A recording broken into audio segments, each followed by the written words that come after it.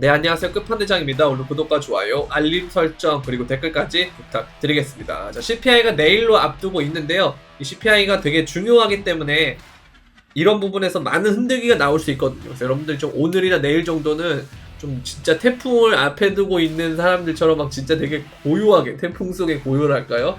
이제 이런 상황이 발생하고 있는데, 움직임이 되게 캔들이 이게 지금 정적이거든요. 움직이지 않고 있고 가격 변화가 그렇게 크지 않는데, 이게 다 CPI를 앞두고 있기 때문에 다 그런 거다라고 보시면 될 것 같아요. 자, 그리고 CPI를 보게 되면 1월 달에 지수를 요번에 발표를 하는 거거든요. 근데 어쨌든 추세적으로 봤을 때는 계속 내려가는 추세로 확인이 되고 있고, 예측치 자체도 이전보다는 낮게 가려는 형태로 되고 있다라는 거, 그렇게 보시면 될 것 같고, 다만 이번에부터는 이제 표기 방식이 바뀌어요. 그러니까 어떻게 집계하는 거라든지 이런 게 좀 바뀌기 때문에 이 예측치가 그걸 감안하고 만들었을지는 모르겠습니다만은, 감안하고 만들지 않았다면 이 예측치가 좀 많이 벗어날 수가 있거든요. 그 상황에 대한 변동성이 일어날 수가 있기 때문에 이런 부분은 좀 조심해야 될 것 같고요. 그리고 다음 FOMC를 보면 예상치는 아마도 0.25가 되게 다수다. 90% 이상이 0.25의 금리 인상을 예측하고 있고, 뭐 0.5나 이런 거는 조금 좀 비주류 예측이다라고 보여지고요. 그래서 아마도 저는 0.25로 보여지긴 합니다. 그래서 이게 마지막 금리 인상이 되거나 아니면 이 뒤에 한 번 정도 더 인상을 한 다음에 중립금리 형태로 되지 않을까라는 예상을 하고 있는데요. 근데 지금 보면 여러 가지 예상들이 의미가 없는 이유가 뭐냐면, 많은 사람들이 보고 있는 건 사실 경기 침체를 보고 있어요. 경기 침체를 보고 있고, 그러다 보니까 경기 침체가 돼야만 이 주가의 하락들이 해결이 될 거다라고 보는 아이러니한 상황들이 펼쳐지고 있거든요. 왜냐면 우리가 2020년에 코로나 뽕을 맞아서, 그러니까 엄청난 경기 부양책에 뽕을 맞아가지고 경기 침체가 되어야만 코로나 때처럼 돈을 더 찍을 것이다 라는 그런 컨센 때문에 이 경기 침체를 바라는 뭔가 되게 아이러니한 상황이 발생을 하고 있는 거고, 그래서 경기 침체를 보는 사람들이 있는 반면에 지금 증시 전망 자체를 못 믿고 각자 도생하겠다라는 그런 사람도 있고요. 그리고 오히려 보면은 이렇게 지수펀드에서 빠져가지고 해외 주식, 채권, 개별 종목 여러 가지 쪽으로 지금 다 분산이 됐다는 건, 어쨌든 지금 이게 물음표가 너무 심하다는 거예요. 왜냐면 그러니까 원래 이쯤 되면 경기 침체가 사실은 와야 되는데 자꾸 미국의 고용 지표는 건강하게 나타나고 있고 미국이 버티고 있다는 거죠. 그래서 이런 상황에서 좀 또 새롭게 얘기가 나오는 게 뭐냐면, 제가 예전에 영상에서도 말씀드렸던 건데, 경기 침체가 안 올 수도 있다는 가능성을 좀 생각을 해봐야 된다. 그래서 경착륙, 연착륙도 아닌 무착륙 시나리오다. 경기 침체 없이 상당 기간 고공행진을 할 수 있다라는 전망이 있다는 거예요. 이게 이렇게 되면 뭐가 되냐면, 지금은 우리가 물가가 떨어져야 되고 그래야 경기 침체, 긴축을 중지시키고 경기 침체가 돼야 물가가 떨어질 테니까, 그래야 긴축을 중단시키면, 그죠? 그러면 다시 돈을 찍을 테니 경기 부양을 할 테니까 그래야 좋은 거다 라는 시나리오를 어쨌든 사람들이 갖고 있단 말이에요. 근데 사실 반대로 이게 되게 재밌는 게 뭐냐면, 예전에는 우리가 물가가 오르는 건 경기가 좋아서, 물가가 오르면 역시 주가가 올라간다라는 개념이 많았어요. 그러니까 우리가 CPI를 보고 뭐 보고 하는 이유가 뭐냐면, 매크로랑 코인이 이제는 어느 정도 밀접한 관계가 됐다라고 인정을 하는 거, 플러스 나스닥하고 아직까지는 되게 같이 가는 것 같은데 라고 생각하는 거, 요런 게 있는 거잖아요. 근데 주식은 경기 침체가 오면 어닝 쇼크라 그래가지고 실적을 계속 발표를 할 때 실적이 안 좋게 나올 테니 이런 거에 대해서 주가가 빠지는 형태가 또 추가적으로 발생을 하거든요. 그래서 지금 되게 아이러니한 상황이에요. 돈을 찍어서 주가를 올려놨는데 되게 괴리감이 큰 거죠. 그죠? 그래서 이런 부분을 조금 더 생각을 해보면, 지금까지는 아까 말씀드렸던 이러한 시나리오였지만, 그쵸? 이러한 시나리오였지만 앞으로 새롭게 나오는 시나리오는 뭐다? 좋은 게 좋은 거다라는 얘기가 나올 수가 있어요. 좋은 게 좋은 거. 뭔 말이냐? 실업률이 낮으면 원래 좋은 거죠. 고용을 많이 하면 원래 좋은 거죠. 그리고 물가가 오른다는 것이 소비가 많이 돌아서 수요가 많이 생겨가지고 물가가 오르는 거 좋은 거죠. 경기가 돌고 있다는 거니까. 그걸 바탕으로 해서 주가가 오르는 그러한 형태의 구조가 나올 수도 있다라는 거예요. 왜? 어쨌든 긴축을 계속해서 하고 있었고 시중에 돈은 많이 풀려 있으니까 경기 부양이 어쨌든 된다라는 거죠. 지금 있는 돈으로도. 자, 그래서 미국 경제가 연착륙도 경착륙도 아닌 무착륙을 할 것이다라는 제3의 시나리오가 급부상하고 있고 경기 침체나 둔화 없이 상당 기간 호황을 유지할 가능성이 높다라는 분석이다. 이걸 전문가들이 슬슬 늘고 있다는 거예요. 지지하고 있다는 거예요. 생각이 점점 이쪽으로 오고 있다는 거죠. 왜? 대다수가 경기 침체를 보고 막 펀드 매니저들도 역대급으로 경기 침체를 배팅하고 했는데 지금 뭐 채권도 좀 이상하고 주식도 뭔가 그렇다고 해서 막 확 죽는 느낌도 없고 그러니까 여러 가지 부분들이 미국도 되게 건강하게 나오고 있고 왜 자꾸 버티지? 왜 자꾸 버티지? 이런 혼란 속에 빠져 있다라는 거죠. 그래서 이런 분들을 좀 보면 이런 부분들을 좀 보게 되면은 되게 여러 가지 것들이 난제가 돼 있기 때문에 지금 되게 난립이 돼 있다는 거예요. 그래서 이래서 여러분들이 어떤 거 하나를 딱 집어서 이렇게 될 거다라고 하는 과한 예측보다는 제가 항상 말씀드렸던 다 대응할 수 있는 형태로 뭐 현금도 어느 정도 갖고 있고 코인도 갖고 있고 뭐 주식이나 채권도 갖고 있고 뭐 금도 갖고 있고 이런 형태로 분산을 하던지 아니면 내가 코인만 하는 사람이다 그러면 코인을 50대 50으로 갖고 있던지 현금과 코인을 해서 근데 지금 너무 CPI 때문에도 쫄아있고 경기 침체 때문에도 쫄아있고 최근에 며칠 없는 조정 그것도 쫄아있다라는 거죠. 우리는 하락장에 너무 오래 길들여졌기 때문에 그래서 안 좋은 지표들은 보면 더 안 좋게 보이고 좋은 지표들은 보면 근데 이거 이번에 안 될 것 같은데 이런 생각 자꾸 하게 된다는 거예요. 그래서 이런 부분들을 조금 덜어낼 필요가 있다는 거예요. 공포심을 이런 게 좀 필요하다라고 생각해서 제가 이런 쪽에서 말씀드리는 거니까요. 많이 참고해 주시면 좋을 것 같고 여러 가지 이제 무착륙 시나리오가 지금 나오고 있다는 거예요. 소비와 고용이 여전히 탄탄하고 자동차와 주택에 대한 수요도 감소하면서 안정되고 있기 때문에 물가가 안정될 거라는 거.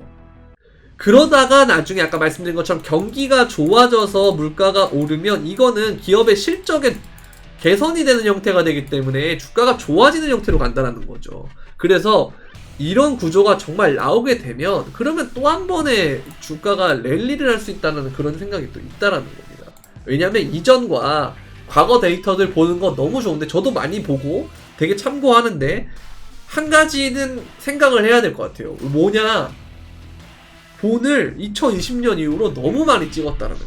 이건 다르다라는 거예요. 이전과 너무 달라요. 이건 어느 정도 감안을 해야 되지 않나 싶어요. 그래서 굉장히 텀이 빠르다. 하락도 굉장히 변동성이 크게 팍 떨어지고 짧게 떨어지고 코로나 빔처럼 상승도 굉장히 빠르고 짧게 갈 수 있다. 이런 생각을 좀 할 필요가 있다는 거예요. 그죠? 그리고 또 한 가지 제가 또 언급해드렸던 중국의 리오프닝 얘네가 다시 소비를 하게 되면 이것도 어마어마하게 이게 소비를 하면서 물가가 엄청 올라서 또 한 번의 인플레이션이 발생을 해가지고 위기가 올 거다. 2차 석유 파동처럼 그러한 형태의 부분이 한 번 더 올 거다라고 보는 사람이 있고 저는 어떻게 보냐면 아까 말씀드렸던 것처럼 실적이 개선이 돼서 아까 말씀드렸던 무착륙 형태로 갈 수가 있다라는 거죠. 그래서 이런 부분들 좀 생각을 할 필요가 있는 거고 그리고 최근에 우리가 온체인을 보게 되면 스마트머니에서 거래소에서 자꾸 빠져나갑니다. 이 스테이블 코인들이 자꾸 빠져나가요. 자 그러면 이것만 보면 되게 안 좋거든요.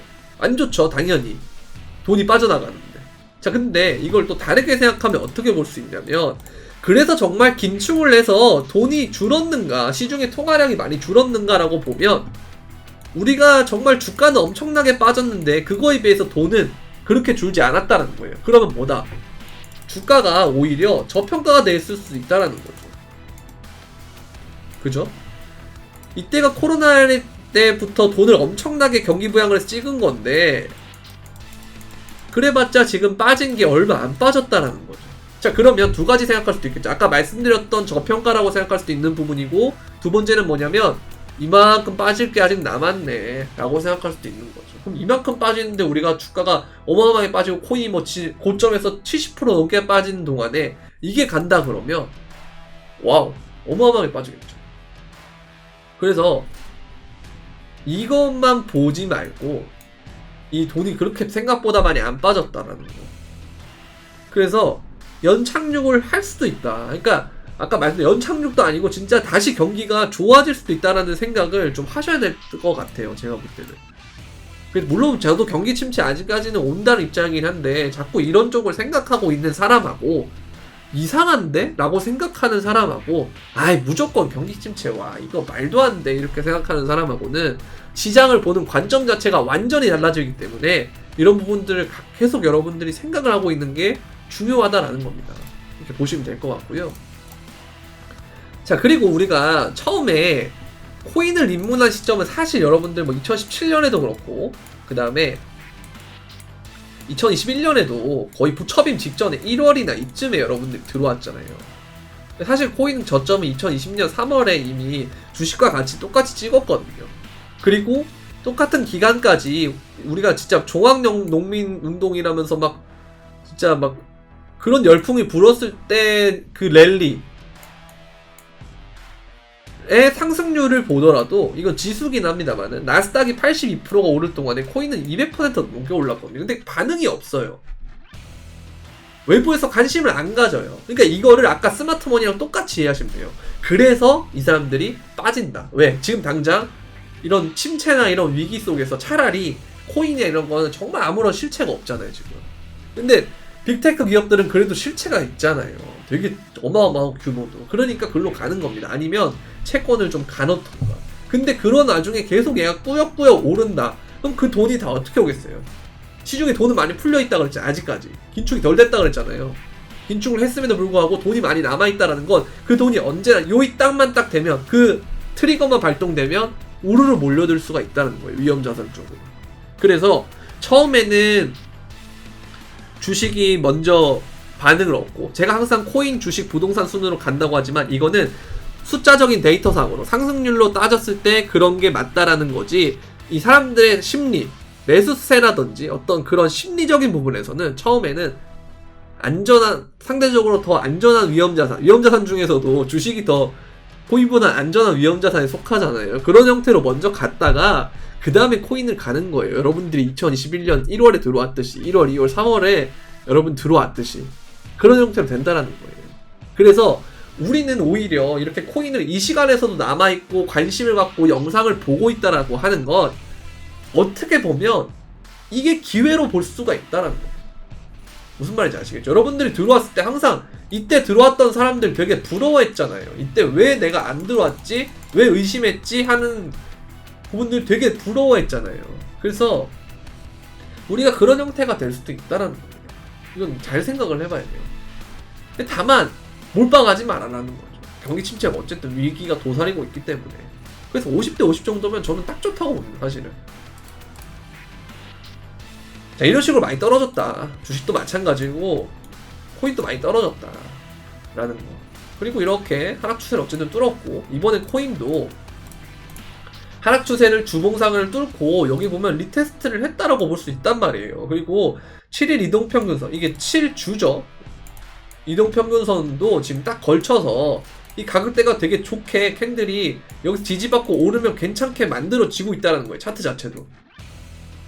그래서 단기에 4시간 봉을 보게 되면 여기서도 어쨌든 이러한 추세가 형성이 됐고 여기에 몸통은 계속 지키고 있다는 거죠. 이 흔드는 과정 속에서. 그럼 이제 이런 형태로 돼서 이렇게 올라가 버리면 그럼 이 기간에 또 좋은 손익배의 자리가 나올 수가 있다는 거죠. 그러면서 비트코인 도미넌스를 보게 되면은 얘가 이렇게 갔다가 이렇게 올라가지 않을까 싶어요. 저는. 그래서 이 과정에서는 이제 만약에 아까 비트코인이 회복하는 기간에서 초반에는 알트랑 비트코인이랑 알트가 많이 떨어졌기 때문에 초반에 반등은 알트코인이 많이 했다가 그 다음에 점점 비트코인이 오르면서 비트코인 도미넌스를 쭉쭉 빨아가면서 뭐다 비트코인이 더 많이 오르는, 알트는 덜 오르는 그런 형태가 되지 않을까 하는 그런 생각이 들고요. 그리고 달러 인덱스를 좀 보게 되면 일봉에서 여기서 지지를 받고 한번 올라갈 것 같은 상황이 생기거든요. 이게 이제 CPI인 거죠. 그 CPI 동안 한번 이렇게 쭉 올랐다가 이렇게 윗꼬리를 받으면서 저항을 받으면 쭉 내려가는 동안에 비트코인은 아래로 갔다가 위로 이렇게 올라가는, 지난번 CPI 때 무빙이랑 비슷하게 갈 수도 있지 않을까라는 생각을 해서 저는 이때 좀 밑에서 좀 입을 벌렸다가 먼저 가면 좋고요. 그럼 입절하고요. 들어가 있는 거 입절하고 그 다음에 이제 무포일 때는 밑에 좀 보다가 집으면 좀 들고 가보려고요 한번. 이제 그런 생각을 좀 해봤어요. 그리고 이제 선물을 하시는 분들은 이제 타점이 이렇게 좀 어렵다, 왜냐면 변동성이 심하기 때문에 어렵다고 하시는 분들은 선물방을 이렇게 이용하실 수가 있는데요. 선물방에 오시게 되면 이런 식으로 포지션, 그 다음에 진입가, 목표가, 손절가 이런 식으로 받아볼 수 있고, 그 다음에 이 관점을 왜 냈는지에 대한 부분에까지도 같이 분석을 해서 알려드린다는 점. 이런 식으로 롱으로 제가 이번에 숏을 못 먹은 게 좀 아쉽긴 하지만 그래도 손절을 하지 않고 롱을 중간중간에 먹고 있다는 건 되게 그래도 다행입니다. 그래서 이런 부분들 이렇게 좀 같이 이렇게 하실 분들은 영상 설명란에 있는 선물방 가입 문의하는 링크가 있어요. 거기에서 이제 문의 남겨주시면 제가 확인하고 가입 절차 안내해 드리도록 하겠습니다. 자, 그리고 이제 공개 브리핑방도 있어요. 이거는 무료입니다. 선물방도 마찬가지고 이것도 무료인데, 여기서 제가 이제 주말 동안에 영상은 안 찍었습니다만은 이런 식으로 시황을 계속 올려드렸거든요. 이렇게 길게 이렇게 올려드렸고, 여기에 맞춰서 어쨌든 어느 정도 움직임이 일어나고 있어요. 여기까지 반등은 안 왔지만 이거는 이제 추후에 아까 말씀드렸던 것처럼 지지받고 올라가면 그게 될 수 있을 것 같다는 생각은 드는데, 그래서 이런 것들을 이제 막 영상을 안 올리는데 이런 건 올라오거든요, 텔레그램에. 그러니까 여러분들 영상 설명란에 있는 텔레그램 공개 브리핑방 들어가셔서 구독 꼭 해주시면 감사하겠습니다. 자, 오늘은 여기까지 하도록 하겠고요. 도움이 되셨다면 구독과 좋아요, 알림 설정, 그리고 댓글까지 부탁드리면서 그럼